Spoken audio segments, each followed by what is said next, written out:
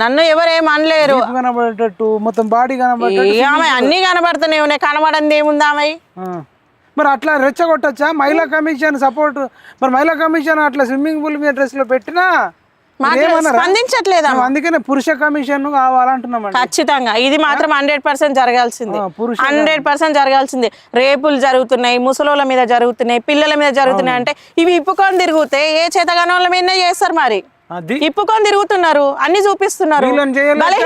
బలహీనత ఎవరికాడ ఉన్నది? పసిపిల్లల దగ్గర ఉంటది, ముసలోళ్ళ దగ్గర ఉంటది. మీరు ఇప్పుకొని అన్ని నా ఫ్రీడమ్ కావాలి, నా ఫ్రీడమ్ కావాలని చూపిస్తే బలహీనుల మీద వాళ్ళు ప్రయోగం చేస్తున్నారు. మీరు పద్ధతిగా ఉండి ఇంకొకరికి చెప్పండి. నువ్వు సొసైటీకి నువ్వు ఒక సెలబ్రిటీ కావచ్చు, ఒక హీరోని కావచ్చు, ఒక యాంకర్ కావచ్చు, ఒక ఉమెన్ కావచ్చు, నువ్వు వేసుకున్న బట్టలు నీ భర్తకు చూపించుకో, నీ తల్లిదండ్రులకు చూపించుకో, నీ ఇంట్లో నువ్వు వేసుకో, మాకేమి ఇబ్బంది లేదు. మాకు నువ్వు వేసుకున్న బట్టలలో మాకు ఇబ్బంది లేదు.